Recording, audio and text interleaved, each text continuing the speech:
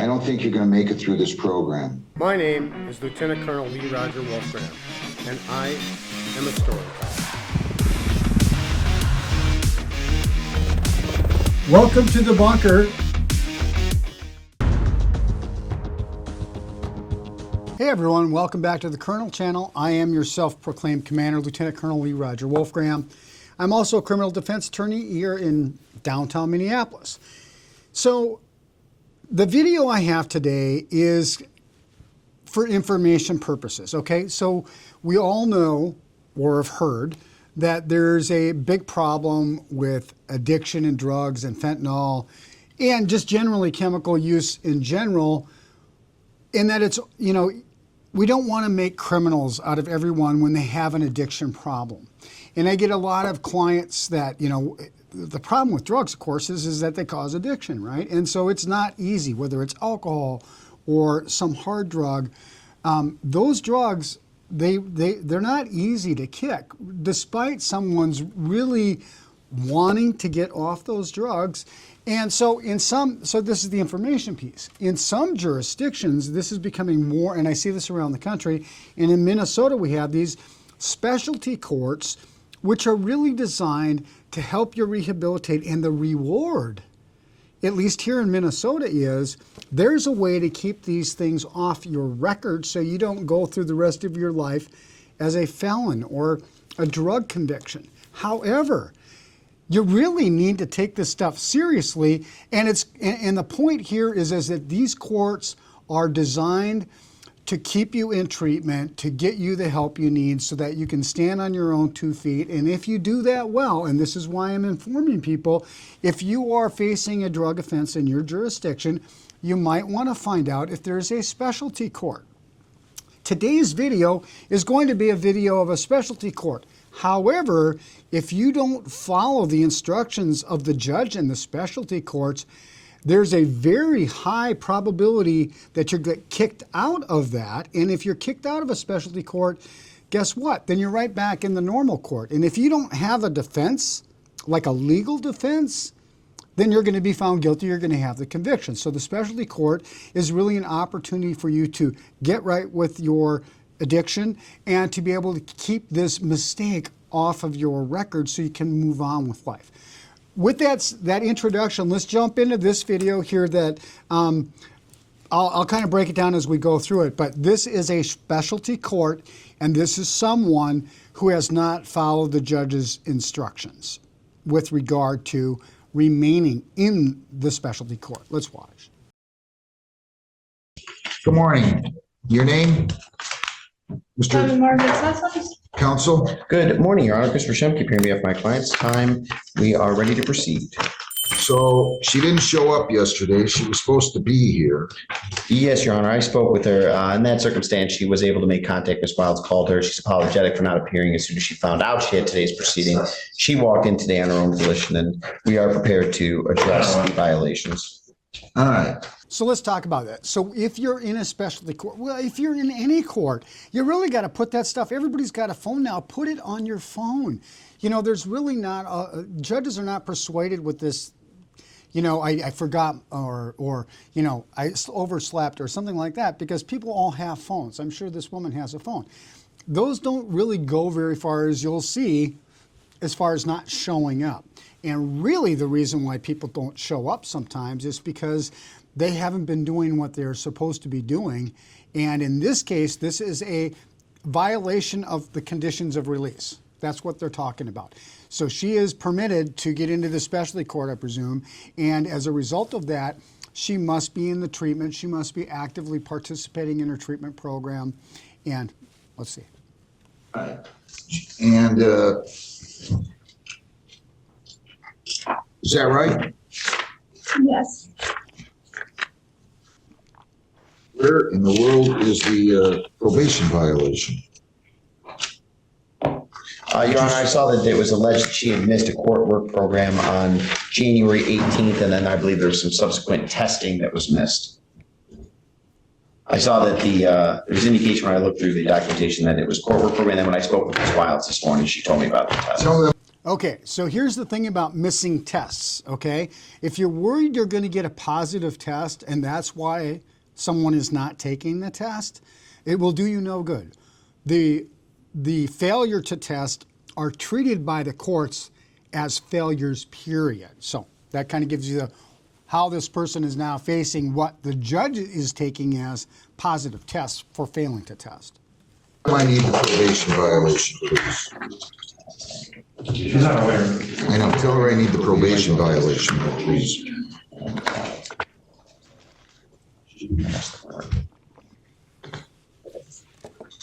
It's not in the file.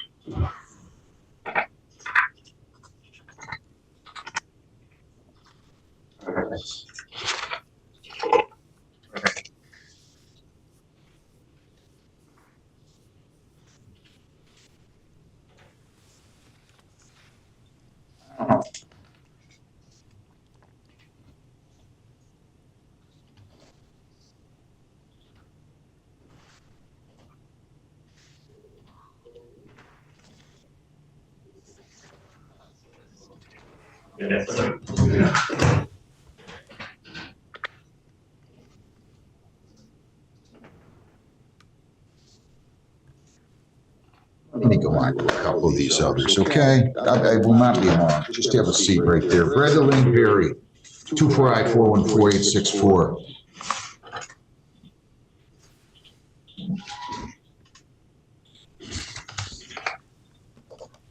Where is Ms. Perry?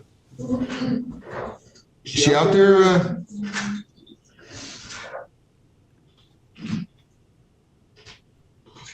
Is she out there, Lisa? No, she's not on. All right, I need the shoot. All right, let me figure something out. Devin and Margaret Sessions, let's recall that. Give me that, Devin. 24F242601, thank you. All right, there it is. All right, Mr. Shemke, your appearance. Good morning, Arcus Kashemki. May we have my client who stands to my meeting lot. Ma'am, your name? Ms. Wild, your name? Here are the charges. Failure to attend the court work program, January 18. Failure to submit to twice weekly testing on January 18. Failure to provide proof of completing 6 hours of community service by January 15, and failure to attend outpatient treatment, missing several sessions of treatment between October and January of 25, October of 24, January of 25. How's she going to proceed on these? Your Honor, we're not going to be contesting the violations. We will admit responsibility with an explanation. So if you plead guilty here, I want you to understand you have 2 prior violations. This would be 4 more. You could be incarcerated on this for up to 93 days. Do you understand that? Yes. Did you sign an advice of rights form today? Nothing's going on right today, right now. You're presumed innocent. They have to prove you guilty by a preponderance of the evidence on these. You have the right to a hearing. You have the right to question their witnesses. You have the right to remain silent. If you remain silent, I won't hold that silence against you. You plead guilty, you're giving up your right to a contested hearing. You're waiving your right to a hearing of any kind. You're waiving the right to cross-examine probation witnesses. You're waiving your right to the presumption of innocence, so to speak, because they have to prove you guilty by a preponderance of the evidence. And then I would sentence you after plea if that's the way you choose to proceed. Do you understand everything I just said? Yes. Do you want to, It's on your desk. or do you still wish to plead guilty to these? Yes.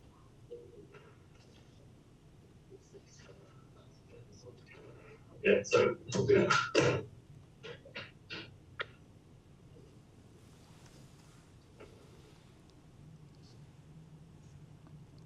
Let me go on to a couple of these others, okay? I will not be long. Just have a seat right there. Brenda Lynn Perry, 248-414-4864.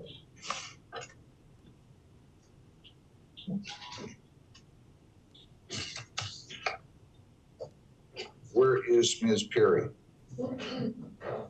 Is she out there?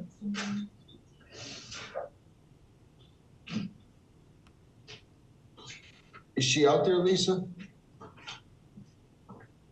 No, she's not All on. right, I need the shoot. All right, let me figure something out. Devin and Margaret Sessions, let's recall that. Give me that. Kevin.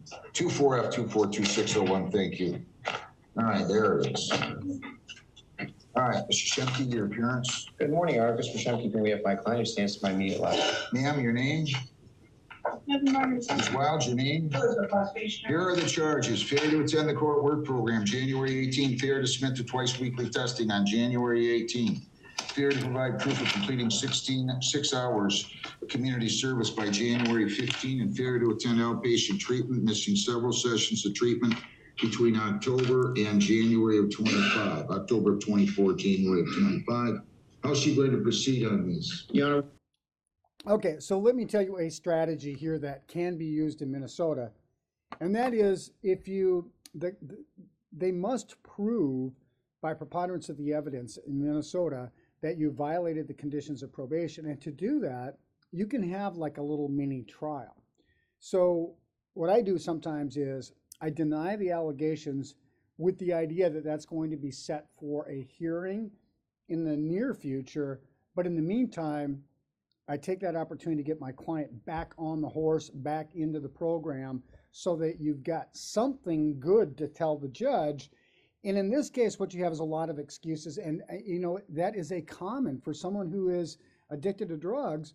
The excuses just never end. And so the courts are a little bit like, this isn't the first excuse I've heard, and you can kind of see where the judge goes. Going to be contesting the violations. We will admit responsibility with an explanation. So if you plead guilty here, I want you to understand you have 2 prior violations. This would be 4 more. And here's the point here. So typically on the first violation, you work with probation, get yourself back on track. The first violation is kind of like a warning, but here we are, and at some point you risk losing the judge's support for you to be in these specialty courts, because you don't automatically just get to be in the specialty court to avoid criminal liability. So it's something to take seriously. You could be incarcerated on this for up to 93 days. Do you understand that? Yes. Did you sign an advice to rights form today? Nothing's going on right today, right now. You're presumed innocent. They have to prove you guilty by a preponderance of the evidence on these. You have the right to a hearing. You have the right to question their witnesses. You have the right to remain silent. If you remain silent, I won't hold that silence against you. You plead guilty, you're giving up your right to a contested hearing. You're waiving your right to a hearing of any kind. You're waiving the right to cross-examine probation witnesses. You're waiving your right to the presumption of innocence, so to speak, because they have to prove you guilty by a preponderance of the evidence. And then I would sentence you after plea if that's the way you choose to proceed. Do you understand everything I just said? Yes. Do you want to, It's on your desk. or do you still wish to plead guilty to these? Yes. As to count 1, failure to attend the court work program on January 18, 25, how do you plead? Guilty. As to count 2, that you failed to submit to twice weekly chemical testing on January 18, 25, how do you plead? No, I did go to the 18th, but I went to the later one at 7 p.m. The inn was closed. Slow down. Slow down. You can't whisper. If you don't want to plead guilty, I went hang to on, don't say a word. If you don't want to plead guilty, you don't have to. If you think you went twice, if you think you went to testing on January 18, that's fine. Your records indicate she went. I am not aware that she went. She did not speak with me at all in regards to or communicate with me about her mess or where she went. I would have to look into a different system. We have her no show at her usual site of DNA on it. Okay, so here's another point I'm going to make. And remember, on this channel, you get kernel advice and you get legal analysis. But kernel advice is to get through your day, to get through the battle, to survive the battle. So the battle she's in right now is, of course, the battle with the court over whether or not she can remain in these treatment programs. And the problem being, of course, is that the probation officer has filed a probation violation. Here's a little tip. Again, kernel advice. Look, make friends with your probation person and talk with them, because if you don't, they're not going to be better to you. There's nothing to fear from the probation officer for communicating with them. because it is what it is. The real problem is that these probation or these conditions require for you to remain in contact with probation, and it's always better because they're going to be more willing if you're cooperating or you're informing them to kind of come to your side when it comes to second chances, third chances. But we're on 4, 5, 6. Okay, well, you get my point. So, Your Honor, at this time, we would at least admit responsibility to the failure to make the court work program. I'd ask that we...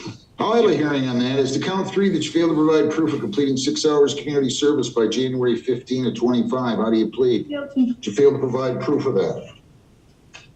Did you fail to provide proof of that? Yes. Count 4 that you failed to attend outpatient treatment, missing several sessions of treatment between October 24 and January 25. How do you plead? Guilty. Did you miss several treatment sessions between October 25 and October 24 and January of 25?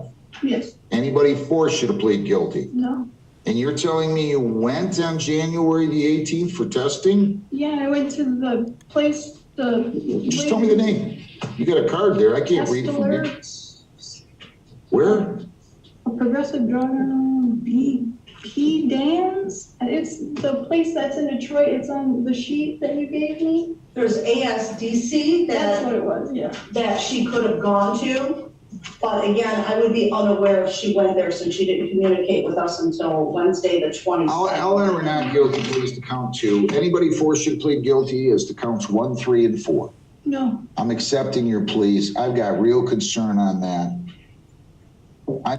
Okay, so here's the thing. It only takes one violation to do whatever the judge wants to do. So that's why you see, we're not going to sit and argue about whether or not you did late testing. Did you not do the rest of this stuff? No, I didn't. Okay, well, one thing is enough for a probation or a conditions violation. I don't know what's going on with you. You're not taking it seriously. I'm ready to pull the plug on the whole sobriety court deal with you right now. You're not mature enough to handle the program. You're not mature enough to handle this program. I mean, you might be the most sober person in the country, which I'm having my doubts about, and you're not complying with the orders of the court, but you're just not mature enough, Ms. Sessoms. I hate to tell you, I saw this one coming.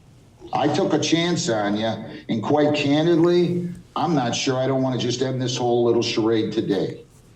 We got too much going on, too many people that we want to help, too many people that want help. You couldn't do your community service? I mean, look, I sent you October 16th. Actually, it wasn't. Was it 6 hours? Or that's a typo. Did she do 6? The 6 hours are the sanctioned hours from her last violation. When I last spoke with her, she didn't have. Okay, so let me explain sanction violation. So sometimes what the judge will do is, instead of taking you into custody, there's got to be a consequence for these things without adequate legal excuse. So the judge sometimes will throw a day of jail at you or some community service to try to get your attention, which it sounds like the judge did previously on these previous violations. But remember, this isn't the first one. And so that's why the judge has kind of given up a little bit here, and we'll see what happens. Hours done at all, but she does have her original 48 due February 1 here in a couple of days. And then she doesn't show up yesterday. I tried to tell you nicely here. I have tried to tell you nicely. We're not playing baseball here. If we hit 360, in other words, if we're complying about a third of the time, they'll pay a baseball player $32 million. Here you're gonna end up in jail. I'm serious. I don't know what to do with you anymore. I've tried to tell you nicely at these status reviews, you gotta pick it up, but you don't show up yesterday. I was unaware of it yesterday. I would never, ever intentionally miss a court date. Do you know anything about that? Did she tell you that? So we told her that she would have a court date. We did email her notice, since we don't have the mailing, the 10-day notice. I did try calling her, and I didn't even get Fine, voicemail. I won't hold that against you. And here's why, because he only needs one violation, like I said. So, okay, we'll move on to the next violation. all these other things, I don't know what you're doing. And you're gonna force me to do something I don't want to do. I don't think you're cut out for sobriety court. I mean, honestly and truly, we got how many in mind? 32 or 4? 32, Your Honor. Well, I gotta tell you, if I was ranking them easiest to deal with, toughest to deal with, you're in the bottom 2. That doesn't put you in very good stead. It's nothing personal. I just don't think you're mature enough to handle the program. I mean, there's people like that. They just irresponsible. I don't know what to tell you. I mean, I thought we did a better job of screening it and making you understand we expect 100% compliance. And you don't seem to be bothered when you're violating. That's the other thing. It bothers me. Well, not enough. Sir, can I? Go ahead, Mr. Sitchin. Yes, What do Your you want Honor. to say? As to the 18th, Judge, she indicated that she did go to the doctor on the 17th. She told Ms. Wiles that she was not feeling well on the 16th. She did have some blood drawn taken. She did bring results in today. She indicated that she's actually quite low on her red blood count, a red cell blood count, and she's going to be going to a further specialist. This might have to do with excessive fatigue and dizziness, and potentially distracting her from complying with terms and conditions. I've encouraged her to get whatever sort of treatment she needs, because obviously if it's something that's precluding her compliance and it can be remedied, it would be something that I would consider asking for some leniency. Furthermore, she indicated that she has maintained her sobriety. She does indicate that she takes this seriously. She has responsibilities as a stay-at-home mother. She has a 5-year-old son, and she does receive some assistance from her mother in Monroe. I believe that she started off maybe not on the best step. It's my hope that potentially she can get whatever medical issues that she has dealing with addressed, and potentially go forward without any further How complications. many sessions did she miss of treatment? Do you know, between October and January? Yes, Your Honor. I mean, So in the month of October, she was supposed to attend group sessions. Those are once a week. She did not attend any in the month of October. She did not attend any group sessions in the month of November. She canceled an individual appointment in November on November 8th. In December, she did attend her group therapy. She canceled 2 sessions of her individual therapy. In the month of January, she was a no-show on January 10th. She canceled an individual session January 17th, but she did attend 2 of the groups. Again, she's supposed to be going weekly, but 2 of the groups in the month of January. Okay, well, let's just for a moment, let's assume that you're a jury and this is a jury thing, and you're the judge. What do you do? I mean, what do you do with somebody when that's the history of their treatment? And I only bring that up because think through this. Either you're going to be successful at treatment and you're going to get the benefit of either not having to serve in custody, or maybe even a reduction of the offense or a stay of the offense. But what happens when you hear this kind of history with regard to treatment? If you were the judge, what would you do? Sir, my dad died in October. I'm sorry about that. I really am.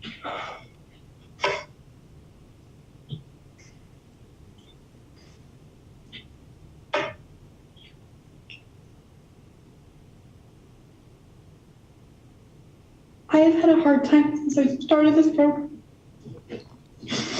We'll try to explain it to me so we can help you. You see, the judge is trying, he's looking for a way not to do it. She just hasn't given him anything in it. So that's my advice.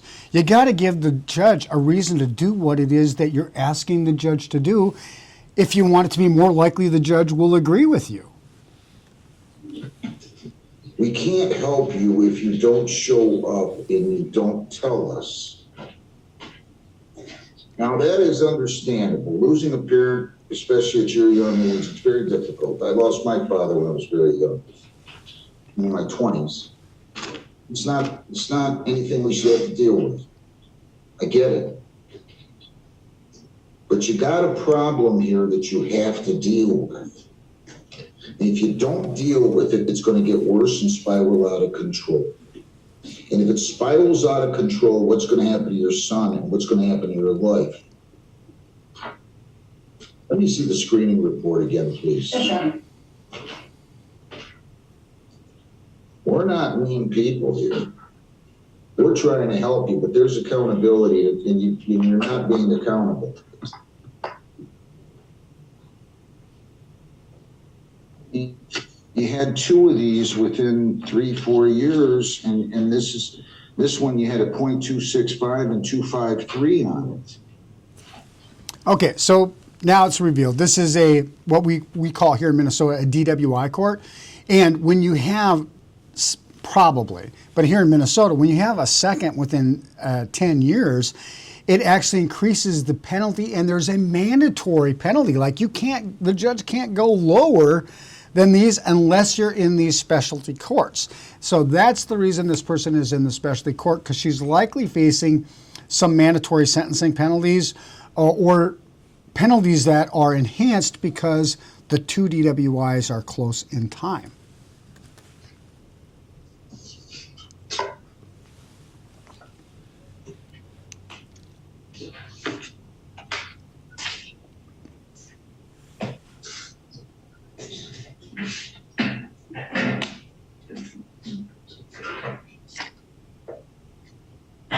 All right, what else do you want to say, Mr. Shumke? Your Honor, just that my client does appear that she's sincere and contrite with her willingness to try to demonstrate compliance with the court. I know that she did not begin on the best step. I know that she's had some challenges. I'd ask that potentially we have a review so she can demonstrate full compliance, but I think that if that were even to be permitted, which we understand would be a significant allowance, I think that she is of the understanding that she, if was granted this, has run out of slack, and that any potential violation or even allegation there could result in termination from the program, continued revocation of her license, and potentially other sanctions, including but not limited to jail. Have you worked since May? No, Why? I just stay on with Hudson. Well, I thought you said your mom watches him a lot. Only nowadays. But when I have these court things,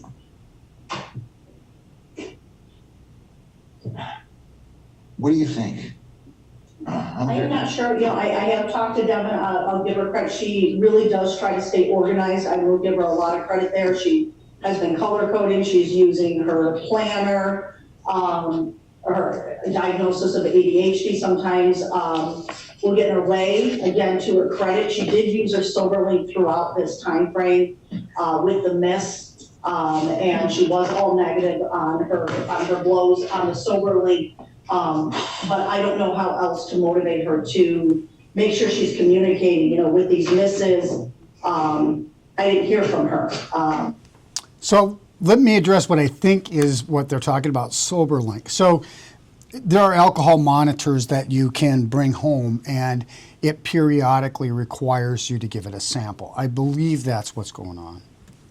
Until we had status review on Wednesday. I've talked to her. The reason why I didn't violate her earlier on her treatment attendance is because of reasons that she gave you. There was the death of her father. We tried to work with her on organization. The guidance center tried to work with her on that. It's just come to the point where when, especially this month, a no call, no show appointment kind of triggered that violation in itself.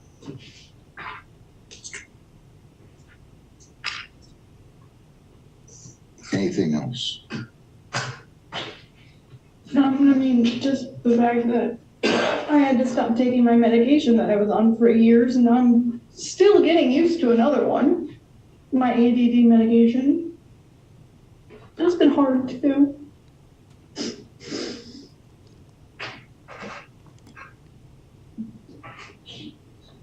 That's it.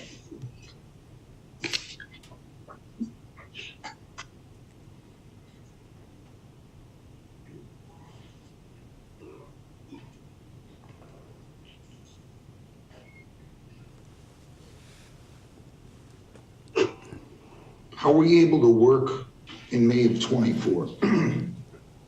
You said you're not working because you're watching your son, but you were fired from your job in May of 24. How were you? February. Pardon? February.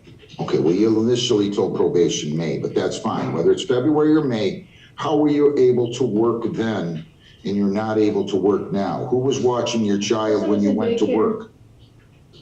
He was in daycare.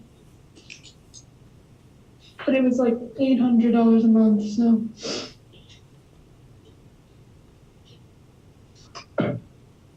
I'm so close to sending her to jail. I think you need to go to jail today. And I'm not trying to be mean. I think you need a wake-up call. Listen to me. I do not, sir. I'm sorry. I just needed to get my. Listen. Listen. So I wake up every day Ma'am. dizzy. My red blood cells are so low. I have an appointment with a cardiologist. I have a follow-up with my doctor on the 6th. Have you seen these medical records? I have not. I can show them to you right now. You told me to bring them, I brought them. I don't think you're going to make it through this program.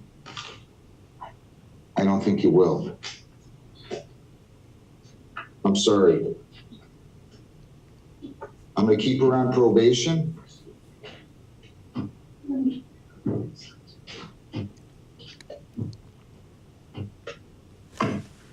Key here is keeping her on probation. He doesn't sound like he's discharging her from this program, but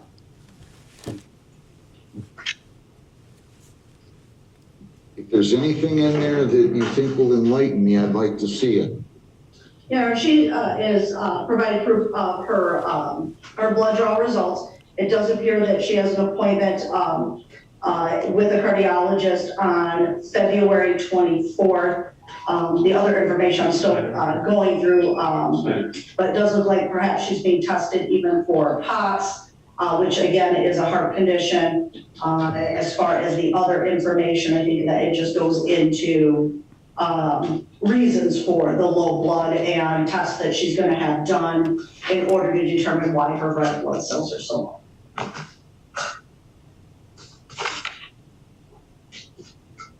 I'm sorry. You're going to jail today. I'm keeping her on probation, subject to all existing terms. What? 3 days jail, have a seat. I'm not going to argue. Please, no, Have a seat. No, you need a wake-up call. I'm sorry. I don't. Ma'am, come on. Have a seat. Have a seat. Please, no. Have a seat. I do not. This way. I'm not going to argue with you. Come on. Amir, Fadil, Elmer.